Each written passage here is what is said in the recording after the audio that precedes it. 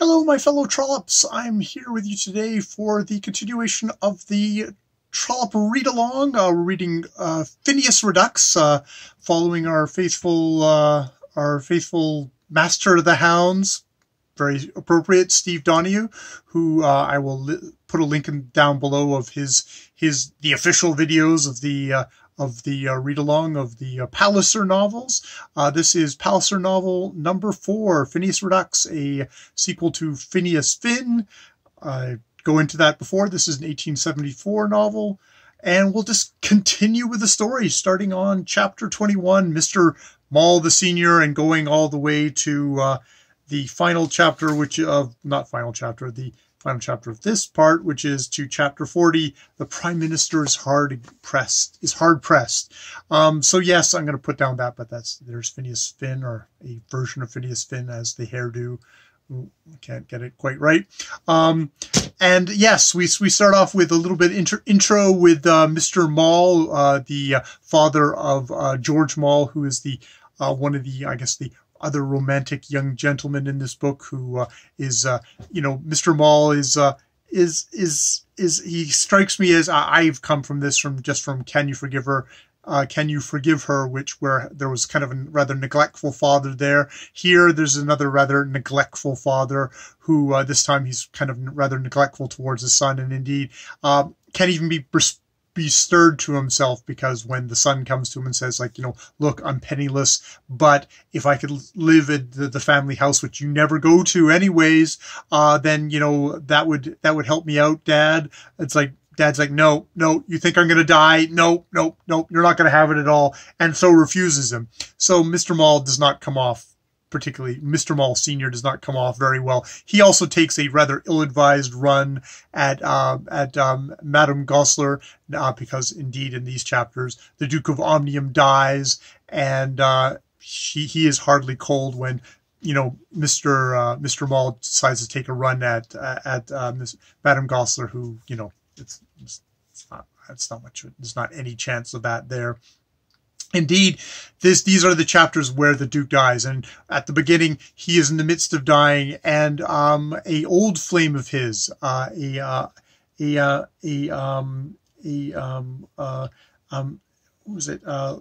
Hartleytop, comes to try and visit him, but Duke of Omnium's like, no, I only want to see Madame Goesler and a couple of other very close relatives, but I have no interest in this old woman, even if, as we're told in the book, she's got basically 40 years of knowing him, and maybe 40 years ago there was an actual romance. Indeed, that does seem to be the thing. And she's like, she plunks herself there, makes herself kind of uncomfortable, and people are like, oh God, this old bag won't go away. And she's kind of she's like, oh, you're the new one, kind of that sort of thing. And it's like, oh, kind of everyone's rolling their eyes, and we're kind of encouraged to kind of like, oh, kind of laugh at this old woman.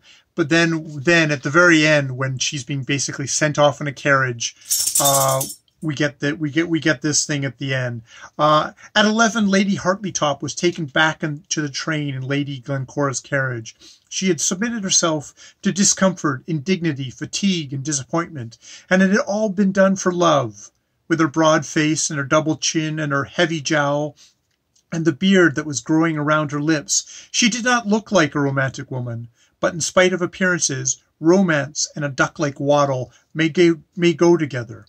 The memory of those 40 years had been strong upon her, and her heart was heavy because she could not see that old man once again. Men will love to the last, but they will love what is fresh and new. A woman's love can live on the recollection of the past and cling to what is old and ugly. And it's just like, that is delicious Trollope. That is Trollope saying, like, oh, he'll as a master, he'll put you in the heads of Lady Glencora and Madame Goesler, and they're just like, oh, keep this, old woman away from us, and Duke of Omnium's like, I have no interest in the thing, and then he'll whirl upon you and give you Lady Hartleytop's view of, like, I was young once, and I love this man, and this old man has nothing to do with me now. It's just got no use for me, because he's found a fresh, young you know, a young woman, Madame Goesler, beautiful young woman, and he's got no interest in me. And even on his deathbed, she's not going to give him, she's not granted sort of the dignity of just getting to say farewell to someone that she loved, you know, that she loved, that she still loves 40 years later. And it's like, oh, that is great Trollope of being able to indulge the reader in one sense and then whirl upon them and think, you know, how dare you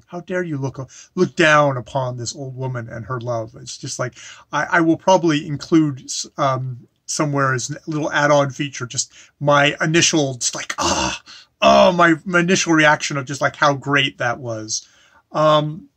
So yes, we get that the Duke of Omnium dies, and we'll have the political fallout of that. We also have in these chapters that Lord Kennedy, who we've seen is kind of mentally unstable, has indeed sort of done he's continuing to make things uncomfortable. He's written a letter. He's written a letter that basically labels Lady Laura, his wife, and Phineas Finn as kind of co-adulterers, and this letter has made its way into the hands of Quintus Slide, reporter and editor at large, and someone who is obviously the complete villain of this piece, and whom I love, and whom I loved in Phineas Finn is like, yeah, you know what? Reporters are supposed to be assholes, and Quintus Slide is being an asshole. He's being a self-serving asshole, but that's fine because he fits within the system. And indeed, in this one, he's gotten a hold of this letter, and he tries to get Finn to say, well, like, you know, go make Lady Laura go back to her husband. So it's like, has Kennedy kind of said, you know, here's some money, if you can blackmail Phineas Finn into helping me, then we'll do it that way. And Phineas Finn's not going to have any of it. It's like, no way am I going to try and convince her, and she wouldn't agree to it anyways, but I would never do that to her. And Quintus Slide's like, well, then I'm going to publish this. And he says, like, look, give me a day, and also tell me where Kennedy is. And Quintus Slide is like, well, you know, it could be fatal, but yeah, here's the address. And so he sends him off with the address. Now, before we dispense with all that stuff, Quintus Slide, basically they use the rich and powerful stuff to quash the media here. Well, you know, he's scummy media, but basically it is quite clearly stated in this book, if this wasn't a rich and powerful people, this wouldn't have gotten quashed. They know the right people to talk to give them an order, which is like, you can't publish that or else we'll prosecute you full extent of the law. And this really enrages Quintus Slide, and he'll come back later with his wrath. But so yes, Phineas goes off to go see Lord Kennedy, who is back in London at the Macpherson Hotel. These old Scots that he knows, because he's Scottish, and they know each other, and so he's staying at this hotel. And Phineas goes up, and Lord Kennedy is looking even more haggard, and, you know, threatens him and pleads with him to, like, you know, get Lady Laura to come back. You know, it's like, the letter will get published, and Phineas refuses all. At which point, Lord Kennedy pulls out a gun and tries to shoot him. And strangely enough, echoing "Can You Forgive Her?", the shot, maybe this is a thing in Trollope. If a gun is produced, it immediately will get fumbled and won't particularly do any damage. I mean, Phineas actually did get shot in Phineas Finn as well. So, but this one, Lord Kennedy reaches out, tries to shoot him, just misses, and he gets out of the room. At which point commences what I have to say is what I found is like the most freaking hilarious part of Phineas Redux, of Trollope thing, because, you know, he scrambles out of the room. There's like the one shot. He gets down the stairs. He's cowering with Mrs. Macpherson, who her and her daughters are the only other ones in the hotel, and he's cowering with them. And it's like, and then he goes, his first difficulty consisted in this, that his hat was still in Mr. Kennedy's room, and that Mrs. Macpherson altogether refused to go and fetch it. While they were still discussing this, and Phineas had not yet resolved whether he would first get a policeman or go at once to Mr. Lowe, the bell from the room was rung furiously. "It's the Laird," said Mrs. Macpherson, "and nobody waits on him. He'll be surely shooting at any of us." The two girls were outside outside the bar, shaking in their shoes and evidently unwilling to face the danger. At last the door of the room above was opened, and our hero's hat was sent rolling down the stairs. So there's this thing, the hilarious thing of our hero is cowering with the landlady and her two daughters, and he's like, "You go upstairs and get my hat, please." It's like, "I'm not going upstairs to get your hat. He's bloody gonna shoot me for your freaking hat." And it's like, finally, there's ringing doorbells. It's like, "Oh God, he's gonna shoot us all." And it's like the door opens and the hat rolls down the stairs. So, I mean, it's Trollope being, it's like our great hero is cowering in the thing, which, I mean, I would be cowering in the thing. And indeed, Phineas Finn goes through the rest of the night not being able to sleep because he's so like, "I almost died." And it's just, I just found that there was danger, but it was also just so hilarious danger, and just so hilarious thing of like, you know, our great hero is like, "I forgot my hat. Landlady, could you go up and get it for me and risk life and death for my hat?" It's like, oh God. So yes, that's the comedic, sad, pathetic interactions there. Then we get into all the governmental stuff. I mean, this is the Pallister novels, also known as the parliamentary novels, where we've had the leader of the government, the conservative government, shock the nation by saying that he wants to separate church and state. It's the disestablishment of the church and state.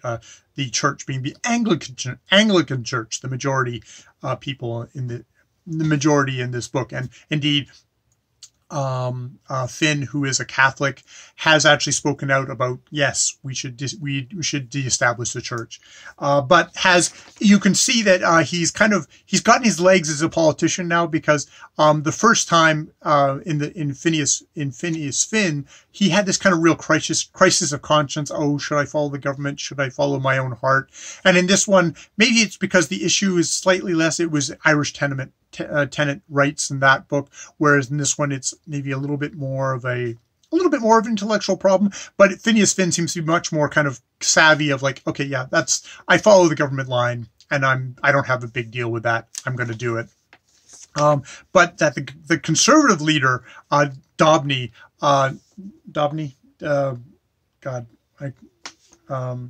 Donoghue, who seems to be modeled after Disraeli, who was the great, actually Jewish-born, but converted to Anglicanism as a young boy. So he could actually, well, one of the side effects of that was he was actually able to get into public office, because you weren't able to until like the 50s. That he was able to get into government, and Disraeli was always kind of a rather hated figure, even within his own party, or despised. But he was always necessary. He was a great fighter. He was always very useful, and he's also one of these people who is sort of the founder of kind of modern conservative. A lot of them, what modern conservatism is. One of those being, kind of rather interestingly, reading up on him, is the idea of he wanted to link the kind of the aristocracy and the working class together as a unity against the Liberal Party, which wanted to brand as this urban elite, which didn't have the working man's interest in thing, even though they were the ones that were more primarily pushing reform that would arguably benefit the working class, which to me was like, wow, that's like, obviously conservatism follows sort of the same playbook nowadays, at least I would say. But conservatives supposed to be conserving stuff. One of those things would be the church and state, and that he shocked them by doing this. Disraeli himself didn't do this. This seems to be a fictional, as far, you'll have to get British English historians out there to correct me, but I don't think this was actually a thing. But it seemed it's got the flavor of someone like Disraeli, who was able to kind of do things for shock value, to always like, people were like, oh, what the hell is he doing now? Kind of he's always a controversial, always a fighting figure. Now in this case, the conservative government falls, and poor Pallister, because of the death of the old Duke of Omnium, has become the new Duke of Omnium, and has been elevated to the House of Lords, and can no longer be the Exchequer, which goes into this whole wonderful, kind of delicious, kind of the political infighting with Phineas Finn's one of his political enemies, Mr. Bonteen getting into the Exchequer, and also because he's going to get into the Exchequer, he's doing down Phineas Finn. Except that Phineas Finn is the beautiful hairdo, and he is loved by the ladies. He's loved by Lady Laura, who talks to her cousin, who's another fellow in the government. Lady Glencora, or who's now Duchess Glencora, talks to her husband, the Duke of Omnium, about, you know, we want Finn in, and we hate that Bonteen fellow, and there's all these machinations now. The Bonteen does not become the Exchequer, but more because he is this boorish, boastful guy who pushes himself forward, which is, I think there's really a class thing here as well. It's like a lord is very kind of subtle, very soft-spoken, does not push forward his own thing, doesn't say how great he is, because, you know, he's been born to this, he is great. Whereas Mr. Bonteen he's a pusher, he's had to push his way up, fight his way up, and he rubs all the old kind of the aristocracy, even on the liberal side, aristocracy, the wrong way. And it's like, there's no way we're going to let that guy get into this thing. So he sabotages himself, but I'm sure he's quite sure that he blames most of this on Lady Glencora working for Phineas Finn's interests. So in the end, which is a surprise to me, it seems like Phineas, who really does need a position in the government, he's been elected on the liberal side, and they're coming into government, but he needs to get a position, a paying position, or else he's not going to be able to support himself. He doesn't have his own means to support himself. And indeed, when he has a couple of hearts to Lady Laura, who loves him, and to Madame Goesler, who obviously also thinks he's damn fine, good looking. And it's like, you know, well, I'm going to end up having to disappear, i.e. go back to Ireland, because I can't support myself as an MP. MPs don't actually get paid money. You're supposed to be rich if you're going to be an MP, because you're going to have to support yourself. So much for, you know, anyone who's of more working class origins, or you know, any, you know, working class, but just, you know, poor rich guys, you know, people who can't support themselves at that level. So yeah, and in the end, it's like, oh, will Phineas make it? Will he forced go back to Ireland, or will many of his lady loves support him, or just the luck that Phineas always seems to get in these books? Will that end up boosting him back up, and he'll end up with some kind of plum job in the government? Because, you know, that seems to be the way. Now, I have to say, at the very end of all this, it's like, I'm actually liking Phineas Finn a lot more. I haven't really had the urge to strangle him in these books. I don't know if it's because he's had a little mileage since he's been away. His wife died in childbirth, and the child died as well. And there seems to be a slightly little bit more that to him. He's also, I mean, he's always worried about his position and always gotten handed to him by a silver platter, but he actually kind of comes across as a little bit more of a together fellow in this book. He is good at his job. He is a good politician. And maybe there's a part of that, oh, I can respect him, because he was kind of a bumbler, beginning guy at the beginning, and he was getting all this luck, and he was getting all these jobs. Though even in that book, he was sticking to it. He was sticking to it, and in Phineas Finn, and he was a hard worker, and that has been noticed in this book. Like, well, you know, if it wasn't for the fact that you see, and because why is Phineas having all these troubles? It's because Quintus Slide has been spreading as much as he can about all the, he's an adulterer, he's betrayed Lord Kennedy, he's bad news, and it's basically all the stink around him is like, we don't want him in government at the moment, because, you know, it's not good stuff. And unfortunately, he's not of a financial means that he can just kind of ride that out. He needs to get in now, kind of thing. And you know, and he's also now like, oh, great, I've had all these women trying to help me, and it's well known that they're all trying to help me, and it's like, that's not going to look good for, you know, all the men out there are going to look down on me, because it's like, I need all these women to help me, which he's not happy about. However, I still can't believe, I believe he's got such the likability factor that he's most likely going to end up in government. That's my thing. And then it's like, you know, will it be Lady Laura? Will it be Madame Goesler? I think disestablishment of the church, I think, is a fairly dead issue at this point. I'd be very surprised if it comes back up in the novel. I don't think the liberals are going to immediately stampede towards this. I think they'll probably go, okay, well, that was a good thing to fight over. We basically fought over the fact that, oh, yes, we want it, but we don't want the conservatives to do it because they'll do it wrong. And then I think they're going to fall back to their stance before that was like, yeah, we want that, but we want basically it to have so much pressure behind us, so much of a thing that it's so safe to do that basically it'll just be like, nudge over the line and we'll be completely safe politically.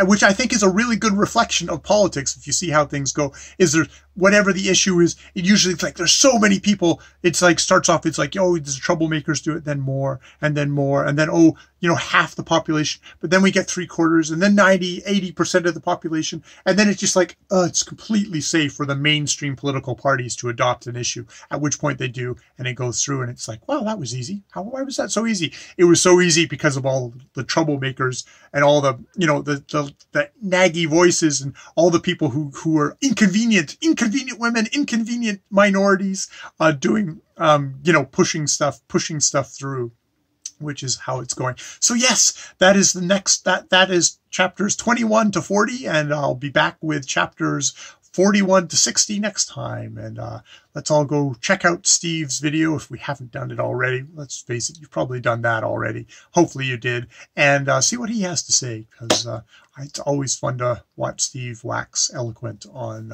Trollope. More videos later.